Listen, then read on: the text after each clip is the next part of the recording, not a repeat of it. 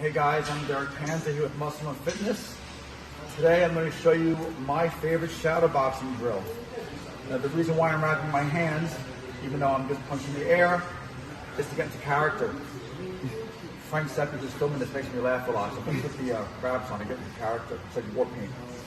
Okay, shadow boxing is one of the most, I don't want to say hated drill for fighters and martial arts enthusiasts, but people don't love shadow boxing.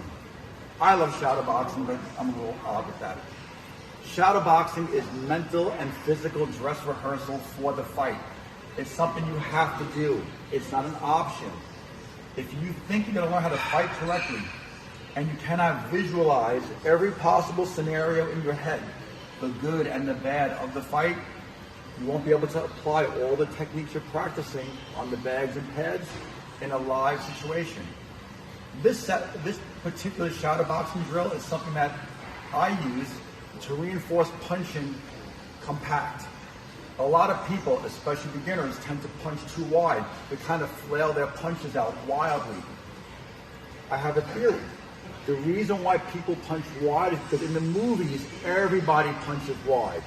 All the famous actors, that big wind-up shot, it looks cool on camera, but it doesn't really work against a skilled fighter. You want to punch in a box or a window. Literally visualize a window. What I'm using here is this heavy bag and this wall.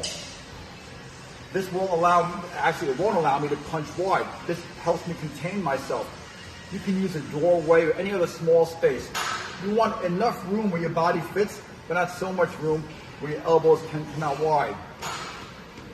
Once you're in your doorway, if you can face the mirror, great. If not, that's okay. You're going to run through all of your punches, and you're going to punch continuous. This is going to do two things. Like I said already, you can't punch wide, but when you punch continuous, it forces you to relax. It's impossible to stay flexed for an entire round of shadow boxing. If I punch non-stop, it forces me to relax my lats and my shoulders. If I can look in a mirror, I can see that my hands are coming back to my eyes or my eyebrows, my temples. They're staying up. I'm not keeping my hands here. If I keep my hands by my chin and they drop a little bit, I'm vulnerable. I keep them up a little higher than necessary, so that if they drop, they're still blocking my jaw.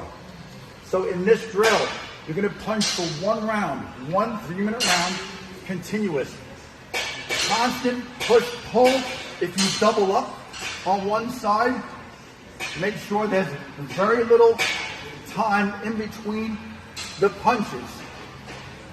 Run through all your punches, your uppercuts, your hooks, your straight punches, but don't stop for the entire round. Make sure your hands stay up by your eyes, and this is a great way to start off your shadow boxing regimen before you go in the ring and actually move around as if you were fighting. You'll learn how to not punch wide. You'll force yourself to stay relaxed. You'll work on your shoulder endurance. And then you take that technique and you move it into the ring.